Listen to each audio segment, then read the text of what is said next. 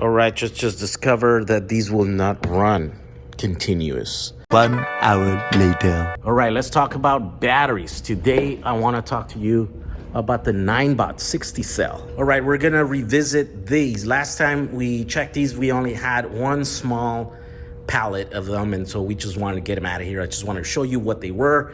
But now that we've received pallets and pallets of these, now I want to take a second look and go deeper into these because, well, there's so many of them, right? And so here, let's go first what they are. They're 9-bot, 36 volt, 15,300 milliamp hours, right? So 15 amp hours, which is a weird way to do the rating, but it's 551 watt hours. So half a kilowatt hour of 36 volts. It's a 10S 4P, so 4 cells in parallel, 10 cells in series, right? And that is what it looks like. The cool thing about this pack is that you can take screws off. You see the screws right there? And then you can take it apart, and then this module comes off, and you can see all the cells. The cells are the LG M26 purple cells that are very, very popular in the Ninebot line of scooter batteries, right?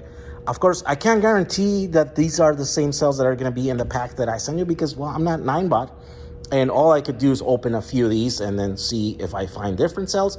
But Ninebot is known to use these M26s and the Eve, the blue Eve cells, interchangeably in their packs. So maybe some of these will have the blue Eves, and some of them will have the LGs, right? So this is what the pack looks like. It's got a BMS that's here that you can screw on and screw off. It's got screws on there. These are the balance leads. They go all the way to these cables, the red ones and then the yellow ones, and they go onto half of the pack goes on this side and half of the pack goes on this one. So it's black and then white cables in here, right? The BMS is one that has both the negative and the positive go into the BMS and then come out. Although I would say that this right here, they're just connected into the same post. So the positive goes straight out, just goes into the BMS, so the BMS has power, right? And then it goes right straight into the XT60 connector. And then the negative goes through the set of MOSFETs and switches, that are on the BMS. And then that's the one that's switch on and off, right? It's got 2 connectors. One is the XT60 female connector. And then this one over here, which is like a Molex connector. This is probably the charging port. And then this is the discharging port. And then this is just data connection that goes between this battery and the controller for the scooter or the e-bike or whatever this came out of. I don't know exactly which model of scooter or bike it came off of. But here's another thing. There are temperature sensors. So there's a thermistor in there, which means that this is going to be somewhat of a safe battery because if the cells heat up, then you would expect the BMS to cut power to turn the MOSFETs off so that it lets the batteries cool off. Other than that, it's got this little light that blinks blue, and I think it blinks red when it's charging. You could see this light from the outside because this box here has a little window, and so when you put that in there, then you can see the light. Can you see it in there? Yeah, there we go. You see it? So this is pretty cool. Now I'm gonna take 4 of these apart, and we're gonna see how we can wake them up. First of all, we're gonna check to see if any of them are awake just off of the, off of the pallet. And then whatever is not awake, we'll take it apart, or we'll try to revive it and see which of the procedures will work to wake them up, right? Okay, first we're just gonna use Battery Go IZT BG-8S. This is a thing that you use to check battery voltages and stuff. to see if any of them are on. And it has a XT60 connector on this side right here. So there's nothing there, no power. That one's dead. This one is dead also. This one is dead. Oh, this one's on, 34 volts. So this one's on, and we flip it around. Yeah, this light is blinking. You see this light right here? Okay, so 1 out of the 4 is on. We'll set that one aside because there's nothing you need to do to this other than just use it. You charge it through this connector and you discharge it through this connector, and then you're ready to use it. But let's wake these up. Okay, first, using a multimeter, we're gonna check what the voltage is at the connector there. So this one says it's 20 volts. This one says it's 23 volts, and this one says it's 23. Now, what does that mean? Well, does this mean that these cells are low voltage and they should not be used? They're dangerously too voltage. Well, maybe, but maybe not. This could be an indication that the BMS MOSFETs are just off, and this voltage that you're seeing here is just bleed.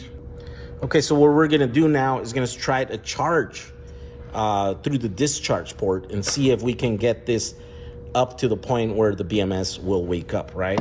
So let's try that. This is a variable voltage and power supply, right? You can adjust both the voltage and the power. So let's set it around 32 volts, which is just slightly above empty, that means every cell should be around 3.2 volts. What I'm doing here is I'm turning down the power, right? And then I'm connecting the battery so that it doesn't see a huge spike. Yeah, see, and that is a perfect indication that the reason why we were seeing 20 volts in here, it's because the MOSFETs are off. Because if the MOSFETs were on and this was truly the cell voltage, then we would see 20 volts in here, but we're not seeing 20 volts. We're seeing 0. That means the BMS is off. So let's see if we can charge. And the way we do that is we increase the power. Here we go. There's 400 milliamps going into the pack. All right, there's 1 amp going into the battery. And now the voltage is climbing up, 26 volts, 2 amps. And the voltage is now at 27.6 and it's climbing. Let's leave that one in here a few minutes and then come back and then see if this will be on. All right, now that it's at 32 volts, let's see if it stays on now. No, see, it's still off.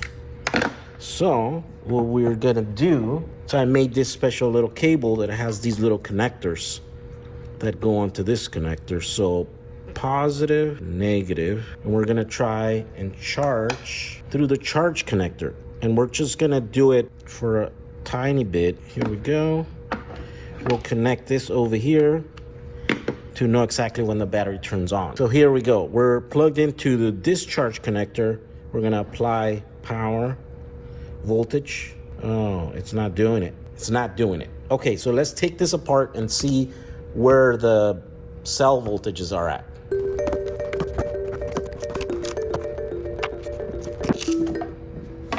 Okay, so here's the outside, negative, positive right here. Yeah, so the cells, the total pack is 31.9, which means the cells should be about 3.1 volts each. So this BMS should be on. Why is it not on? Let's charge it a bit higher to see if that does the trick. We'll set this thing to 34 volts. We'll leave it here for a couple minutes. We'll come back and then see if that does the trick. Okay, so now it's at 35. Let's see if we can wake it up. There we go. It just woke up. So it just needed a bit more voltage. I think maybe it needed a bit more voltage here.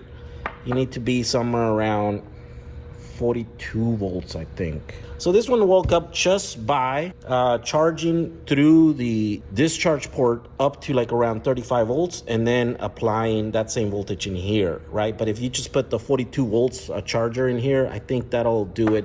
Anything. Let's try that. Let's try another one and then we'll try it charging it to 30, just to 30 volts in here, and then 42 in here, and see if that wakes it up. Another battery, we're charging it right now to 33 volts going in there, right? So now what we're gonna do is see if we can wake it up by putting higher than 33 volts in here. I think it's gonna require higher than 33. Still off, yep. Oh, look at that, it woke up. It didn't even need that much. It had like, oh, does it turn off? Let's see. Oh, okay, so it's off, but it's only on when I put charge about 33 volts. So yeah, 33 volts is enough to turn on the BMS. Now, I guess to leave it, to make sure that it stays on, well, let's see. I think what we need to do is higher the voltage here. So usually the chargers that you're gonna put in here, they're gonna be at 42 volts, right? At about 2 amps, something like that. So let's see this. There we go. Okay, so yeah, so I higher the voltage here, and now it's allowing me to put about an amp, 2 amps, right? So there we go. It's putting 2 amps through the discharge, through the charge port here. And hopefully once this gets up to like 35 or something, maybe this battery will stay on. Because right now, I think if I, let's see here, yep, it turns right off. What if we, all right, do this? Just disconnect the load. Nope. Yep. So it's still, let's leave it charging here through the port, through the charging port, see if it gets up to around 35 volts, 36, and then see if this stays on. Okay, it's been a few minutes. Now the battery's sitting at 35 volts. Let's disconnect the charger. Yeah, and see the thing stays on. So now yeah, there we go, 3488. There we go. So another battery woken up. All right, so here's the last battery. And the question you might be asking yourself is like, why don't we just start charging it from the charging port from the very beginning? And the reason is because it doesn't always work. Let's try this one. We might get lucky here and actually work. Okay, so let's lower this. Okay, so here we go. The battery is off. And we're gonna put,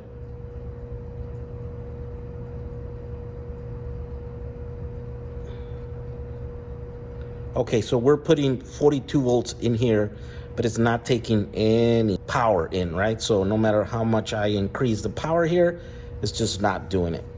So that's the reason why we don't start here. I mean, you could start, maybe that's step one, start charging it the proper way, which is through the charging port.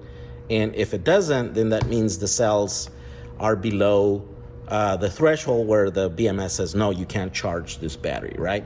So then the next step that we do is now we try to bump it up a little bit on the discharge port here, right? And here we go, we'll increase, here we go, right? And through this port, now we can get the voltage up to about 30 volts really quickly. Look at that. So 27 volts, 28 volts, 29 volts, 30 volts, and there we go. We'll leave it charging there at 31 volts until it's around 34 volts or whatever, and then we'll put the 42 volts in here, and then it'll wake up, it'll stay on, and then you can use the battery, charge it all the way up, discharge it all the way. You can charge it through the discharge, through the charge port, right? Because then that's the proper way to charge these. Okay, this battery now is fully charged. We're gonna be connecting it to this guy, which is a grid tie inverter. And what we're gonna do is we're gonna plug it in. This one pulls up to 30 amps. We're gonna see if this battery can put out 30 amp continuous. And this is gonna measure it right here, just to see what the power output is, or if it shuts off. Usually a lot of these are like 25 amps. We'll see if we can pull 30 amps. Okay, so this inverter is on now. 40 volts, 120.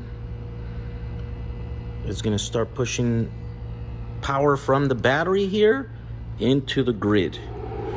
280 watts.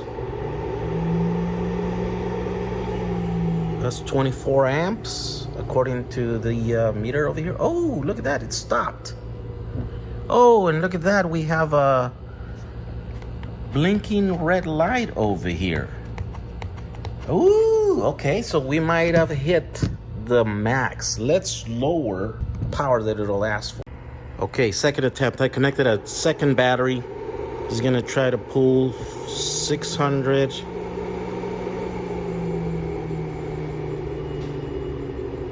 It's pulling 10 amps. No, they're blinking again. What? All right, just discovered that these will not run continuous. They need a signal to stay on. They have that same safety circuitry. So we're gonna have to figure out a workaround for these so that we can use them, because right now they charge, but then as soon as you try to discharge them, they only run for a few seconds and then they turn themselves off. All right, so here is where we are with these batteries. This is the BMS that is on the pack there. And it's actually pretty nice, to tell you the truth. I like it because, well, it's spotted, one, first, right? It's got this compound. It's like a rubbery compound in here that I took off. And then the other thing that I like is that it's got two thermistors. So these are temperature sensing little devices. And there's got two of them. So in two different spots of the battery, it will check voltage. And then it'll send that information to the BMS, the microcontroller, and then the microcontroller decides what to do, if it's gonna, shut off or keep the battery on. But then it's got a third thing in here. This is a temperature switch, a thermal switch. This is almost a I think this is a mechanical thing. So you see there, it says 70C. So if the battery hits 70C, 70 degrees Celsius, this thing mechanically will disconnect this cable from that cable. And then that goes on here. And then I think what that's gonna do is gonna, disconnect either the charging circuit or the discharging circuit. I don't know. But so there's three different mechanisms here that it will take to check temperature and then either prevent from the batteries from, killing themselves or, catching fire. So that's pretty cool. Now, the bad thing is obviously that it has that feature where it disconnects if it sees power, but if it doesn't get the digital signal on this cable, right, from the controller. So this is from a scooter, G30, I think it's called, and it's available as it was available as a rental, right, fleet, and it was also available on as a retail version of it, right? So I can buy the retail version and then I can try to put one of our batteries in there and see if it works. If it works, then that's good news, because now we have the communication between the controller and then the battery. And so now we can sniff that communication, and now we can isolate what kind of signal this thing needs to stay on. And then what we can do is now make a device that will give this battery what it needs to stay on, right? We've done this before in other batteries. It's a lot of work. And we had thousands, about 10,000 of the other batteries, so it was worth it. This one's, we don't have that many. We only have like 700 of these batteries or something like that. So that might not be the route that we end up doing, right? Because that might be like too expensive, and these batteries are not as good as the other ones. But it is a thing that might happen. So the other thing that we can just do is, this is an off-the-shelf aftermarket 30 amp 10S BMS. Basically the same thing as that. It's just, this is off the shelf. This is proprietary for that one pack.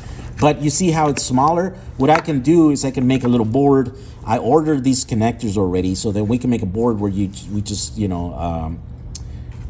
solder this into that board, and then the connectors will be there, and then you just put the connectors, and maybe we'll put even like screw terminals so you can cut this cables and then put them with the little screw on there. So make it super, super simple to change get this one out and then put this one in. And maybe that board is gonna have the same layout as that, so it'll screw right into the same screw holes that it goes. And it's just basically making it really, really, really easy to get this BMS out and then replace it by one of these ones.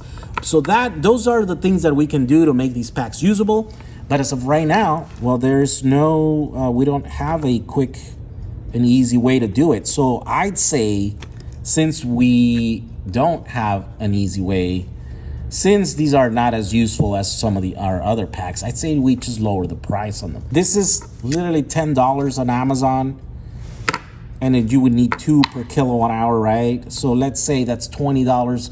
Let's lower the price of these batteries to $80 a kilowatt hour. So each pack will cost you half a kilowatt hour, and so it'll cost you $40. How about that? So there you go. As good as this pack is, right? Half a kilowatt hour, it has a few challenges, but hopefully we can entice you to figure those out on your own, right? As a DIY thing, by lowering the price. So if you're interested in this pack, it's gonna be on a link in the description, jag35.com. We'll see you on the next video. Thank you.